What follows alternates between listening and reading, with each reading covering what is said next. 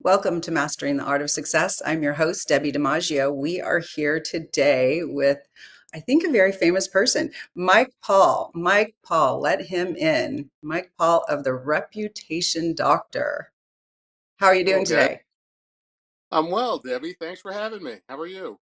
I'm great. So excited. I haven't really done any digging on you because I was so excited to just go from ask my questions right in live and in person. And Mike and I met with a girlfriend of mine. It was a Sunday afternoon and football was on. I was not watching it, but everyone else was. And Mike had just come in for a case, I believe, and he didn't tell us what it was, but we met him at the restaurant watching football, and we just started following each other on social media. And I wanted to ask you a year ago to be on the show, but I thought, well, maybe everything he does is super confidential and he can't share anything. And then we just, kept connecting on social media, and he said yes, he would. So I was so thrilled that you said yes to be on my show. So I look forward to properly introducing you and then just asking questions. So without further Thank ado, Mike Paul is the CEO and chairman of the Reputation Doctor and its foundation. Known worldwide by the registered brand name The Reputation Doctor, Mike is an award-winning global public relations and communication strategist with more than 30 years of experience. He is recognized as one of the top expert crisis management reputation management experts in crisis management, reputation management, risk management, corporate affairs litigation, communications, and governance. For over 3 decades, Mike has advised global corporations, governments, NGOs, universities, celebrities, athletes, nonprofits, and political leaders, guiding them through their most high stakes crises. His expertise spans industries from automotive recalls and financial communications to governance challenges, activist investor battles, energy and healthcare crisis, and as well as reputational challenges faced by athletes, entertainers, and institutions worldwide. Global leaders, CEOs, and corporate boards keep him on speed dial for trusted guidance in both good times and bad. In addition to his advisory work, Mike is executive producer and anchor of Reputations in Crisis, a digital news show featured on YouTube, Apple Podcasts, Google Podcasts, and Spotify, spotlighting crises ripped from the headlines. He has been hailed as one of the top counselors to have on speed dial by PR Week, the Master of Disaster by Business Week, and Mr. Fixit by Sports Illustrated. He was also named one of the top 100 thought leaders in trustworthy business behavior by Trust Across America for 2 consecutive years. Mike and his family remain active in philanthropic and charitable events in New York and around the world. Wow. Well, welcome, Mike. Thank you. Enough time in life to do all of the things that you've done in just this bio, and I'm sure there's more. Well, I've been blessed to work in a lot of different areas. One of the top decisions I made, backed by my mentor back in the day, Harold Burson, God rest his soul, then the number one PR firm in the world, and the man was considered the most influential public relations leader of the century. Um, he said, you're in this management training program after grad school at Columbia, and I hand plucked you. Uh, but on the crisis space, you seem to have a special skill. My advice to you would be to go deeper, but also your brand should be crisis, meaning you should work in corporate, government, nonprofit, sports and entertainment, not just in the United States, but around the world. And that's what I've been doing. So I've been blessed to Wow, do so. that's incredible. So he handpicked you. Well, let's go back from the beginning. What was Mike like when he was younger? And did you think that when you were growing up, this was something you wanted to go into? What pointed you this way? So where did you grow up, and what led you to where you are today? So I was born in Brooklyn, New York. I was raised, though, in Huntington, Long Island. Um, and I did not have any curiosity as a young boy about public relations. I thought I was either going to go to law school or work in politics in general. Um, but public relations was not on my mind at all. In fact, public relations didn't get on my mind until I started working in politics and learned more about people moving back and forth between the governmental sector as well as the private sector. One of the places they were landing was lobbying shops as well as public relations firms. The big firms had all the above, plus many other disciplines, similar to very large law firms that have uh, sometimes more than 100 disciplines. There are many disciplines within the public relations space, uh, but a blessing for me, crisis is at the top of the key. We're called the brain surgeons of the industry. We help fix things. We need more value. We bill out at not the hundreds of dollars, but at the thousands of dollars, similar to the top defense attorneys in the world. The economy decides whether that is a relevant amount of money to be making. So obviously, there's added value in doing so if that is true. And I've been blessed to getting close to being my 35th year in the profession now. So did you start out as an attorney? Oh no, I didn't go to law school. I got my master's in international and public affairs from Columbia University from the School of International and Public Affairs, one of the top schools in the world for that discipline. I went to school with a lot of ambassadors' kids from all over the world. Many of them are leading their countries now, so it's fun to get these invites from many countries around the world. My family to soon get back on the road and start visiting them. And it's a mix of three sectors, business sector, government sector, as well as the nonprofit sector. When you're dealing with institutions, when it comes to public people, it's elected officials, it's CEOs, it's boards, it's professional athletes, it's many celebrities in the entertainment space. Um, and these brands that they have, are not just logos on a wall or a building. It's the human connection, the ability to be a good person. And when you're not a good person, or you break the law, or you do something fraudulent, you need help in the court of law, and they call attorneys for that. And then they need help in the court of public opinion, and that's one of the areas where I've been blessed to shine.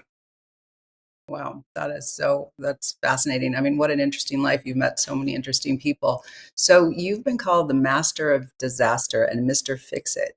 Can you tell us how you earned those titles? So the Master of Disaster title came from a big Business Week article years ago where, similar to now, the world was on fire with many different crises of many kinds, especially in the business world. Um, and they interviewed me for that segment and for that story, I should say, and gave me that moniker. I was not alone with that moniker, but they were interviewing the masters of disasters from various sectors, and I happened to make the list. Mr. Fixit was from Sports Illustrated with a very kind feature story that dealt with what I do with athletes over the years in every professional sport, including boxing, and dealing with every professional athlete in each league, plus Olympic athletes. Um, and whether it was steroids, whether it was sadly being involved with violence or having guns or drugs or other life struggles. I've worked with a lot of athletes who sadly did not have the preparation needed before they got the money or the fame, um, but had the ability to change, including changing their life and changing their behavior around other people through some of the programs we put together for 'em. Okay, that's my question. So, first, can you share any story without naming people? Because you mentioned it was drugs, or it could have been any number of things that they did. And I understand about the athlete; they're not prepared, and then they have this money, and then everyone wants a piece of them, and they don't know Right. how to handle. And then they're overspending, and then they're broke again. So, let's if you can. speak about an athlete, and no names, you don't have to mention names, but how you help them turn their life around. And if they did have a gun or if they were doing drugs and it was true, how are you spinning it to, because Don't they let that did it? word. I'm What? so glad you brought that word up. That word's a big no-no in my firm. Spin to me is a four-letter word for a reason. To me, a spin is a lie or an exaggeration. We don't do that in my firm. In fact, we do the exact opposite of that. We lean on truth. And the reason why that's so important for me to say, it's the reason why we've been successful. There's a ton of firms that will do whatever the client wants for money. There's a ton of firms who will seek a short-term solution, which is a lie. And then when you find out the lie, you have a long-term, bigger problem. That doesn't make any sense. That's not how I was trained, and that's not what we do. In fact, if you do that in working for me, you get fired. Well, this is good to know. Share how you do it. How do you execute? So someone has done something clearly wrong. How do you handle that? Very first thing I do, which is the concrete foundation of everything we do, is research. Deeper, better than most firms that are out there. I mean, that's really the definition of success. And it's not something that could be replicated, so I can repeat it. We use tools that are confidential. We use experts that are confidential. I've had, for example, former FBI and CIA operatives as consultants to my firm. We use the best tools of research available. Um, we will use intelligence gathering, not just due diligence, but competitive analysis, so deep that the clients even go, "Whoa, I had no idea you're going to find out that amount of information about me," including within their family, including how they were brought up, including both their positives and negatives of all kinds. That's part of the job. Before we even get started, I mean, the minute I sign a contract, I tell the team, including myself, I got to get a packet. I want to know everything. Start digging. And not only relying on what the client's going to tell me, right? Finding things that the client doesn't want to tell me, because that's human nature. You want to hide, right? But I can't best Yeah. help my client, whether it's a corporation or a public person, without knowing everything. So there's a lot of reading, there's a lot of analysis, there's a lot of research, and then we have the tools to go out there and put our dukes up and fight for our clients based on truth, right? So if I know where your weakness is, you want me to know that so I can try and help you. You don't tell me what the weakness is and I don't know. It's like Art of War or being in a football game, but you have no plays, you have no foundation, you have no idea what athlete has a particular skill, and you just throw them out there on the field. That doesn't make any sense. There are firms that do that, by the way. We like when they do that, especially when they're opposing us, right? There are organizations that have, five law firms and four PR firms going up against us, and we have an excellent individual attorney and myself and my freelance team, and we kick their butt all the time because it's not about how many people you have.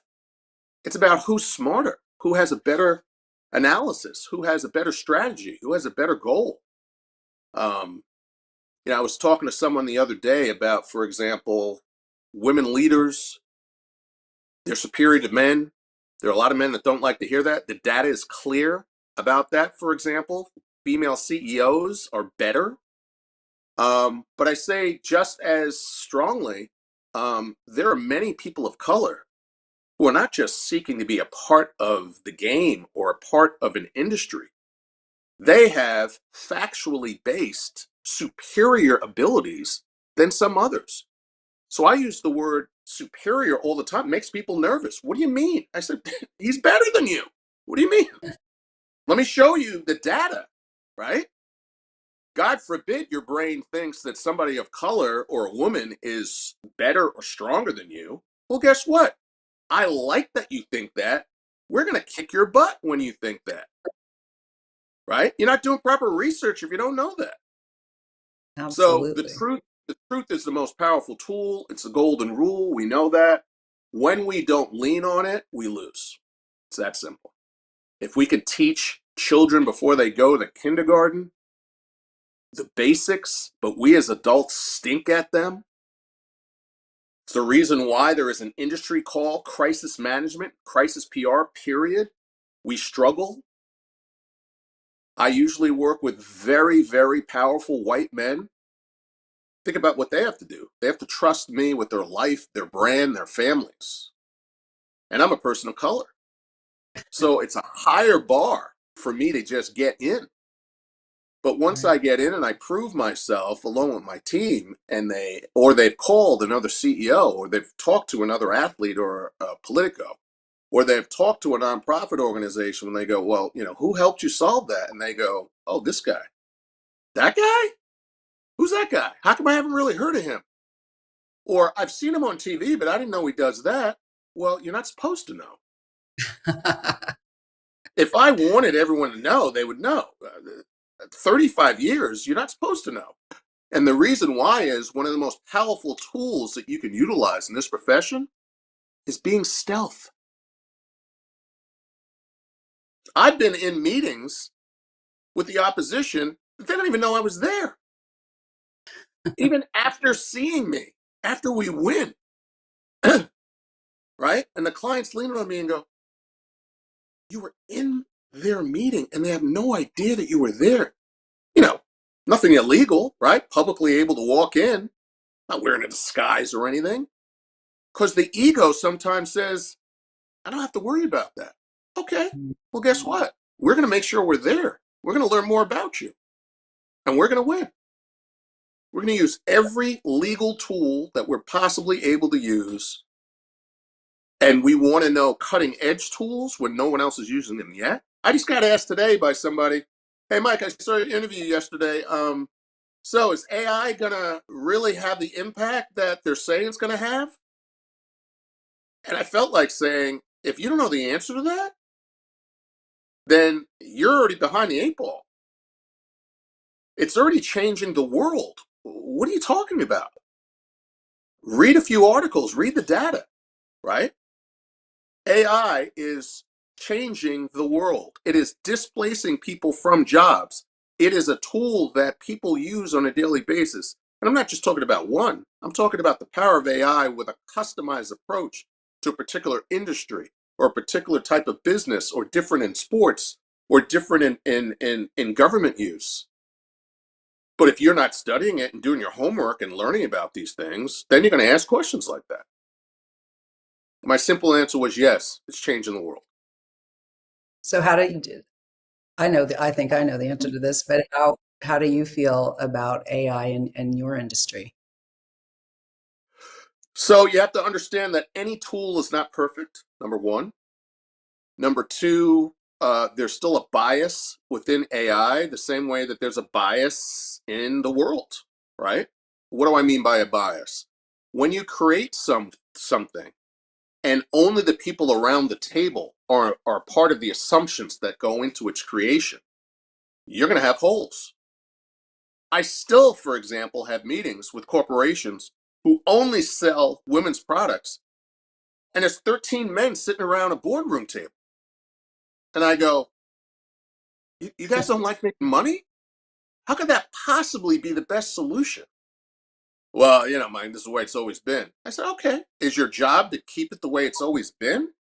Or is the definition of being a board member to have the fiduciary responsibility to constantly be thinking from a shareholder's perspective for not only doing the right thing, but for growth, to reduce risk? One risk might be you got all your eggs in one basket, including with one gender sitting around a table, instead of the gender of which buys your product. That's just insanity to me. Or when I say, oh, your business is for products or services that are for those that are 20 or younger. Oh, yeah, Mike. Why are there a bunch of 80-year-olds sitting around a board? And when I, God forbid, hatched the idea that you need a teenager or a 20-year-old to join the board, they thought I was out of my mind. But it makes logical sense. But what you're doing is bucking up against, which is part of my job, right? Tell you the things that you don't want to hear regarding your weakness, help you to find a solution so that you become more trustworthy, and help you grow your enterprise on a monthly or daily basis moving forward. I mean, crazy like ideas like, yeah, we're in every emerging market in the world, including war-torn countries. And I go, okay, so how many offices or how many people you have in Africa? And they go, none. And I go, every? I go, how big is Africa, by the way? Are you aware that Africa, even the maps that are drawn and the globes that have Africa on it, aren't accurately depicted in how large Africa is? I mean, they look at me like I have four heads when I say that, right? Too risky. You're in war-torn countries. What are you talking about? What you're really saying is we're afraid. We don't know anything about that. And we've never thought of that before. I'm more than happy with you starting with that position, because then I can get you more accustomed, including saying, let's get on a plane and go there. Meet some people who can help your business grow, resources that you need in a resource rich continent. We're not talking about a country, you're talking about a huge continent.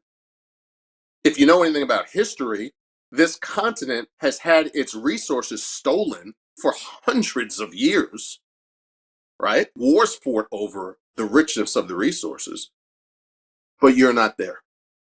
And you call yourself a leader. I mean, I challenge them. That's part of my job, especially as a board who runs a corporation. Not the CEO, not the C-suite, the board, right? They hire those people, right? But you're not going to have that with being afraid to say things like, "Oh, Mike, it's ageism to talk about people being old. You know, you can't do that." Don't tell me I can't do it. The research says if you're 80 years old, you probably don't understand these very important tools, cybersecurity, for example. How many 80-year-olds understand cybersecurity? I'm talking about deeply, like an expert. Like you sit on a board and you know that if someone can hack into the the the back computer system of a corporation with the various softwares that are holding valuable information, that the entire enterprise could be put out of business by one leak. It's happened to corporations. We have examples of them. Rite Aid is one of them, Oh, is right? that what happened with Rite Aid? Yeah. We have to go to commercial break, but I definitely want to know what happened. I liked Rite Aid. We'll be right back with Mike Paul, the reputation doctor. Thank you. Did you know that your beliefs create your entire reality, but it's the subconscious beliefs that do most of the creating? Belief shifter and life coach Shiraz can help you identify those limiting beliefs and eliminate them, often in a single session. Like it was almost instant, like I had relief right away. Creating better health, relationships, careers, and finances. Let Shiraz help you step out of safety and into awareness. Definitely something's happening. It's like a flow inside. You know, it feels good. Whether in person or online, Shiraz provides personal coaching, belief shifting. Visit Shiraz at energeticmagic.com or call 416-529-7429. Energetic Magic. Find your greater happiness. Be well. Be aware. Be magical.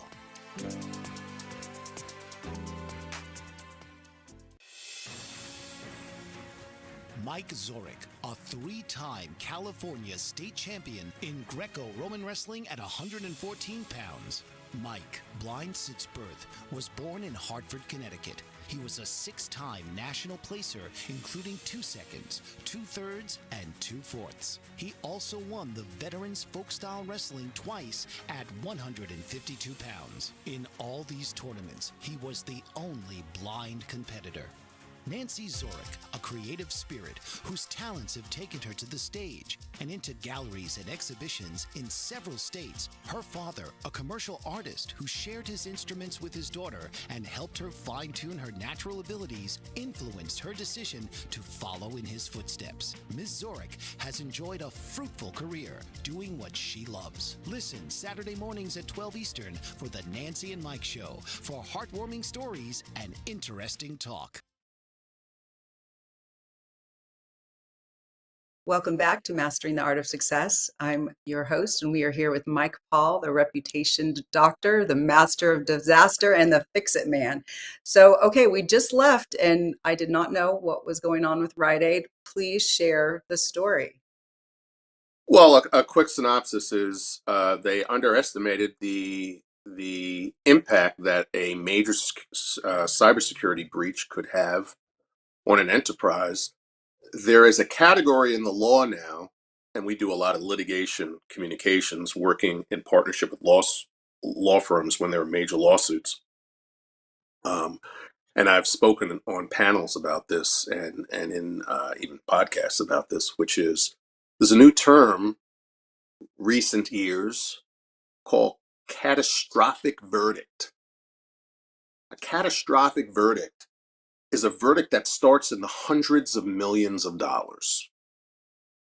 Okay. So an example of a catastrophic verdict is when you have a security breach that impacts every person's social security number, mobile number, bank account information, the types of things that change people's lives instantly if they get leaked. But you're not talking about one or two people. You're talking about millions that are in your database. And they all sue, you're done. Especially when it's factually correct that due to your weakness in not understanding your software in the cybersecurity breach and a fiduciary responsibility you had as a board in a governance perspective to invest to make sure that doesn't happen, bye-bye.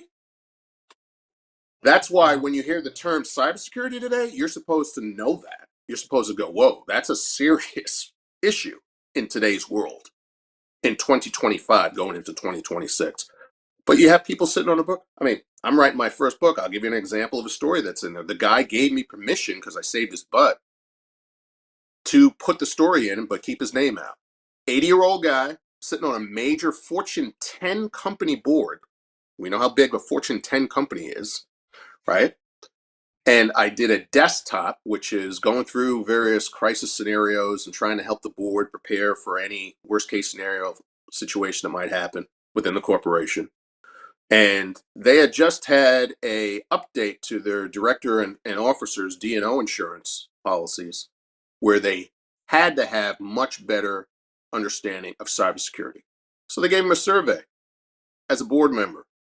Oh, do you personally have cybersecurity experience? This 80-year-old. So I'm packing up and leaving, and he's filling this out, right? We know each other, and I'm watching him, and he says, yes. Second question.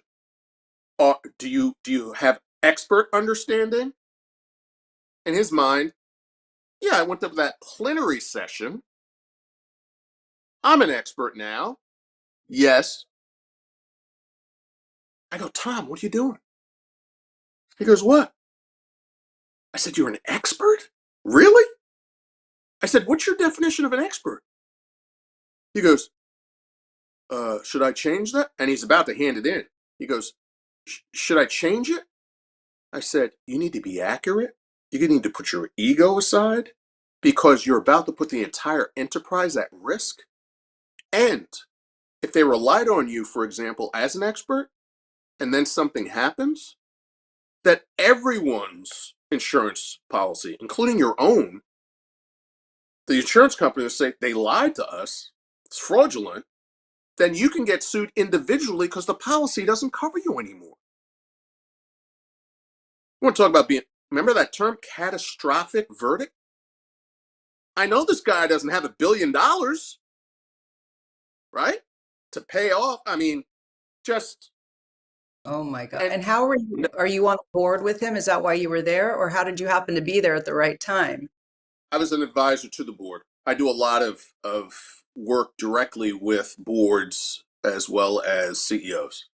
Um, Ironically, when I was in San Francisco when we met, I was there for a certificate program at Berkeley to be registered as an independent corporate director myself. Because I'd been an advisor for so many years, I had CEOs who said, you should go to this program. You need to be on the board yourself, not just an advisor. And we need more people like you who have your type of experience. But traditionally, you would be a former CEO, you'd be a CFO, you'd be, and for many years, attorneys were not able to break the glass ceiling to join boards. Now they see the value of attorneys, and now they see the value of someone like me with my background, because the entire job of a board, the mission of a board, is to reduce risk. And if crisis PR at the highest level, especially with a strong corporate background, doing it for more than 3 decades, doesn't breach the egos that are keeping folks like me off of boards, well, the fear factor now of them not having the right person sitting next to them that has the expertise, not just the consultant that comes in every now and then, but in every single board meeting going as a peer, guys, this is a major problem. Let me explain. Your phone Uh, should be ringing off the hook after that. You just saved him. that's why he said, you want to use it in your book and it can help somebody else? Thank you. Right? My God, that's huge. So, what are just a few other things that people on board should know? The cybersecurity.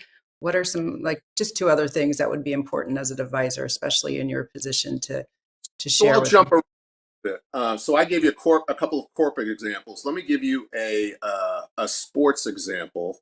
You asked about Mr. Fixit and how I got that nickname. So I had a friend a few years ago who said, "Hey, I got some Yankee tickets. Would you like some Yankee tickets?"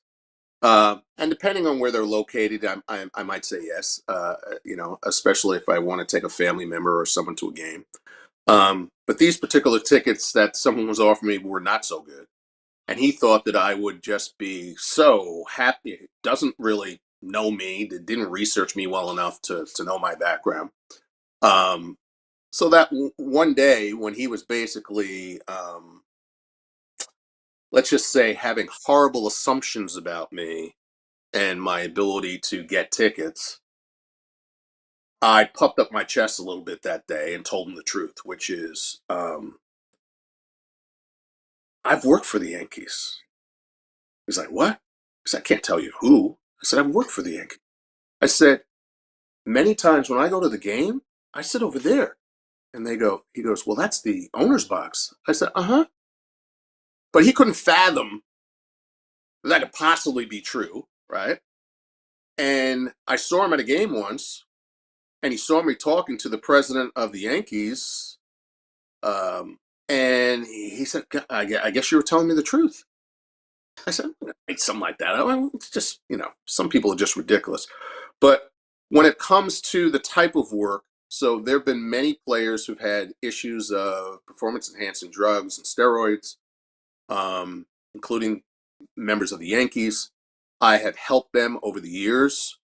It's another example of who do you choose to be your client. I could have worked with the Yankees themselves. I decided to work with their players and others in the league, as well as other sports.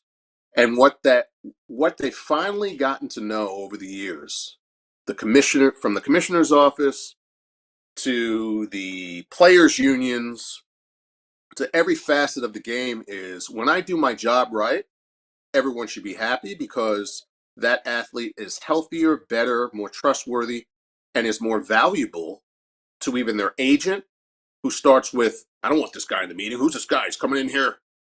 Dude, you get paid 15 to 20% of whatever he makes? Yeah. Maybe you need to figure out what I do because I'm helping you make money and you're not paying for it. And then when they figure that out, they're like, oh, Mike in town, let's take him to dinner, right? I mean, it's just when you lead with ego, you have clouded judgment. When you have clouded judgment, you don't make strong and safe and trustworthy decisions. I've got these bricks over my shoulder. You're probably wondering what they are. These are actually a prop that was made for me by CBS News when I was talking about my 6 reputation doctor bricks in an interview years ago. But the bottom line is these bricks, if I can get them in front of my face here for a second. So honesty, transparency, humility, accountability,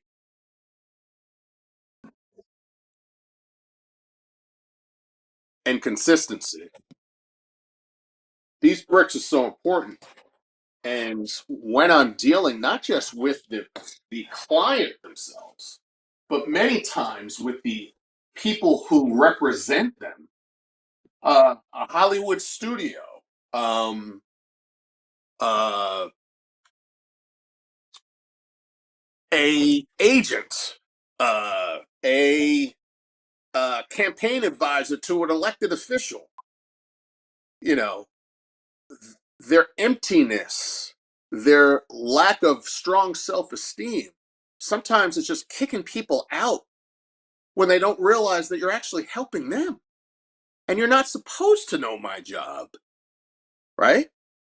So That's are that's you coaching them and counseling them? Is that kind of part of your job? As you mentioned something about putting them in a program. So are you just trying to, the goal is with some of these people, let's say the athletes, to make them a better person, to help them understand what their role is and their position is and how much clout they have in among fans as well as, a lot of people. so it's a form of consulting. It includes all the above. When I talk about a program or a campaign, it's me saying it's not like you have a half-hour conversation and they're fixed, right? Many of these programs go on for years, a minimum of months, many months, which is the first thing you have to get a client to understand, right? Human nature goes, I want this to go away right away. Okay, it's not. So change your assumption immediately. We got a lot of work to do. It would be the equivalent of calling an attorney with a case that that's going to go on for the next year and a half, for example, right? These high profile cases that are around forever, right? With a lot of moving parts. Hey, what's the one thing you're going to do that's going to solve this for me? That's not how it works. So why would you ask me a similar question than that? I mean, especially when I'm working alongside a legal team that's we're on these crisis calls and they're answering things from a legal perspective and I'm answering things from a court of public opinion perspective. um, we've got an election cycle going on right now. I'm working with a couple of people who are thinking about running for office, and even they sometimes want a quick answer to things. Things are complex. Life is complex. It's not simplistic. That thinking, ironically, is one of the factors that got you in crisis in the first place, right? One of the biggest tools that I use is emotional intelligence. Another huge tool that I use is the ability to think very, very deeply from not only one other's perspective, but dozens at the same time. With a board in my brain that's going, okay, what's the product that's in crisis? Oh, it affects families. Families, as in any age? Okay. How many people is that? How many millions of people do I have to be concerned about? What different countries in the world are utilizing it? What are the difference of culture in these various countries? How does it impact whether they buy your product? I mean, I've got to peel. When everyone else is like, whoa, that's too much. Okay, I have to do that, right? And then Right. when they see it thoroughly, they go, wow, that is an excellent strategy now. Of course, you took the patience to peel. Again, I utilize the sports analogy. The other coach is like, we're going to do these 3 things. Okay, we've studied their tape. We know our own weaknesses and strengths. We know their weaknesses and strengths. We took 4 weeks before this game to study everything. We practiced the things on their weak side that are going to get us in the goal. We're about to kick their butt. And when people go, wow, how'd you guys do that? We worked harder. We researched harder. We built the foundation better. This isn't rocket science, right? But you better continue to have an attitude of consistently and constantly learning, the same way that you should have an attitude of consistently and solidly and with focus understand that your reputation deserves managing. Your Absolutely. brand is part of your reputation. Absolutely. So what's it like when you first get the call? I know it takes a while to get through the whole process, but what's it like when you first get the call and that crisis is unfolding? um your job is, when everyone else is panicking, to stay calm. Your job is also to help them to stay calm. You'll hear me, if you're in the war room with me, say things that people think is crazy, like, "How'd you guys sleep last night?" Well, why are you talking about that? Because when you get sleep, 8 hours of it, even in the midst of crisis, you're going to focus better. You're going to have the attention span I need, and we're going to have long hours. You might have 12, 14-hour days, but the rest, you need to be sleeping. You need to drink water, a lot of it, right? I don't want to hear Right. about drugs. I don't want to hear about too much alcohol. Not when you're in the midst of crisis. My job is to help you win. I have evidence that those things will work against us if you're doing it. So you're Absolutely. sleeping 3 hours a night and you're boozing up and you're drugging up and then you think, including celebrities, by the way, and athletes, right? That you get a pass because you've got a bunch of money. I'm still going to tell you the same message, which is you're hurting yourself. I'm not your daddy or your mommy. I can't make you not do it, but I can give you advice that this is going to be a major issue in whether we win or not. A major issue whether I can turn you around. Other huge factors, how you're getting along with your wife or your partner when you're going through this, right? You don't tell me that she's thinking about divorcing you. How the heck can I help you? You can't focus on anything I'm talking about if you're worried about that. Or you got two kids in college and they said, F you, dad, I got the same last name. You know what crap I'm going through? Hang up on you. All that stress is limiting you, but I don't know that that's going on. I have to know those things because I'll work on those when others go, there are firms that go, we don't do personal stuff. Okay, we're going to kick your butt because when we do, we're going to win. Those are all extremely good points. That is so true. That's very important. What mistakes do people or companies often make that hurt the reputation long before a crisis? Being on the slippery slope with decision making when you know you started there and it keeps growing because your ego and your subconscious and your mind is saying, oh, I got away with that, I can do it again. Oh, let's do a little bit more, right? Let's use stealing as an example, right? You start with just being a kid and you steal candy. Now you went to school, you graduate, you're in a corporation, you get a decent job, you're like, wow, they're giving me all this responsibility and I'm in charge of that budget and nobody knows. I'm going to take a little bit and see if it works. Wow, that was like the candy. I'm going to take a little bit more. I'll give you a small example. It wasn't small for them, but small compared to some of the other stuff I work on.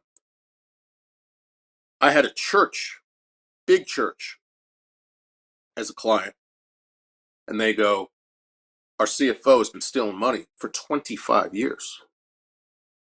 We just found out. Millions. This guy made enough money from the steal to buy an apartment on Central Park South. Oh my God. Older guy at this point, right? And guess what? You know how they found out? His own conscience turned him in. He couldn't live with himself anymore. So I said, okay, you guys know what you just told me? Your system is so faulty that the only way he got caught is he turned himself in. Oh my gosh. Let me ask a very basic question. Is he able to write a check with signature? Oh yeah. I go, and you guys have a board? Oh wow. Red flag. right? That was one of my first questions. They go, yeah. I go, no wonder. I mean, you guys set the trap, you set the environment for him. He definitely did wrong. But what I was saying to the board in the very first meeting is, you guys are just as culpable. And by the way, anyone who's sitting in your congregation who understands that, you guys are all at risk. How could you let somebody be the only person in charge of money moving in and out? No limits on the amount of having two people or a vote or a board or any action in between? I mean, he's human. At some point in his life, he needed money, and he goes, I know how to do it. Wow. That's insane. That's crazy. That's how some of those stories happen. Wow. So how important is mindset when facing public scrutiny? It's extremely important. And one of the big tools that you can utilize in helping to change that mindset is understanding that your own assumptions for your life are off kilter, right? So some of the things we were just talking about is having healthy boundaries, right? You say that to people and they don't, especially people that struggle with boundaries, they don't want to talk about that. They don't want to think about that. They know that they struggle with them. They hope you don't see them. When they do, they get angry at you. But ultimately, that's a huge part of this business. Having the ability to know where the healthy boundaries are based on experience, based on research, based on other cases. Um, the ability to say tough things to very powerful people. Many times I frame it by saying, hey, we're getting to know each other. I care about you, but I'm also going to tell you some tough stuff in the next sentence. Are you prepared for me to tell you? Well, go ahead. Usually they're not prepared, right? But you gave them the opportunity to have a little bit more preparation. That meaning you have a choice to change your assumption that you currently have, because I'm going to tell you something that's going to challenge that assumption. That's basically what I said with that question. And then you tell them, I mean, I've even been called the N word by a client, you know? And guess what? Here's the irony. I had prepared my heart, especially when dealing with a very powerful white man, that could happen. So when it happens and the other people in the room go, oh my God, he said that. Guess what? I'm like, okay, it happened. I already prepared myself that it could, at least worst case scenario. So I'm not going to necessarily react that same way that somebody else is. Oh my gosh, right? Because I just had a test and a setup for a client to tell them the blunt, raw truth about what they've been doing based on research that they know and gave me permission to do and my team. And we found a ton of stuff, some of which you told us. There might be a majority you didn't tell us at all. And there's such fear in you, you project then that energy and that fear on me by saying, oh yeah, well, you're this. Okay, it's not relevant to the conversation. You expected me to jump back and either be fearful or get pissed at you. I'm not. I will say I'm disappointed that you said that, right? But then your own conscience, after you do it, when you didn't get the result that you thought I was going to have, is going to start working. So that particular individual, I ended up having dinner with him and his wife only a couple of days later. And she's like, he did this and you're here? I don't understand. And I said, I prepared myself that he could potentially react in a worst case scenario fashion. And that's among the list of worst case scenarios things you could say to me. But because he knew that even as he tested me by saying that I had a choice of running away or saying, I quit, I'm still here. Which means he had an opportunity to go, wow, I can really trust this guy because he cares about me. That's why we're here at dinner. That's And that's awesome. why, So we have to wrap it up, but I do want to ask my last question is, and it yes, could be quick because we're at the end. What would you've clearly had a lot of success in your life, and I'm always talking to my 25-year-old self, and I know younger people are out there, they're looking to grow and become successful. what would you tell your 25-year-old self now looking back? Continue to work on patience because you're going to need it. There are going to be times, even though the words come out of your mouth, that you're still a human being, and there will be times that you could be more patient and you're not. Not only at 25, not only at 35 or 45 or 55, but at my age now.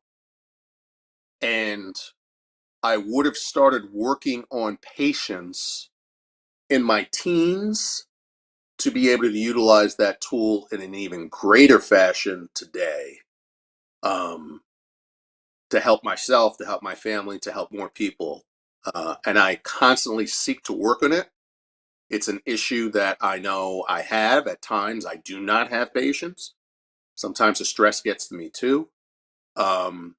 It's why I say things like eat well, get good sleep, don't do any drugs, be surrounded by family, lean on your faith if you have it, in God or something bigger than yourself at least, and know how to walk it off when you need to walk it off. Know how to say sometimes even the family, I need an extra hour, I need a few more minutes to just download your day. When you walk in the door, your family wants you to be present. That's very difficult to do when you are thinking of 100 different crises a day, and have the pressure of wanting to fix them. And you don't want to bring that energy back into your home, which is another thing that's difficult, to constantly think you need to fix your family. That's not your job. Right. This is wonderful. Patience. I definitely agree with that. I'm constantly coaching my real estate agents and have patience and just don't give up. And I think that's a really powerful one. So, Mike, how do people get a hold of you? Reputation Doctor, fully spelled out.com. Thank you so much. I also have a new foundation. We have a GoFundMe campaign currently. The name of the foundation and the charity is Reputation Doctor Foundation. And if you go to GoFundMe, you can potentially give us a donation. We're doing emergency communications and crisis communication for people greatest in need in America. Wonderful. Thank you so much, Mike, for being on the show. This was wonderful. Have a Thank you, wonderful buddy. day. Thank you. Thank you so much. Bye, guys. Tune in each week for another episode of Mastering the Art of Success with host Debbi DiMaggio. Thursdays, 2 p.m. Eastern. Real stories, real strategies, real success.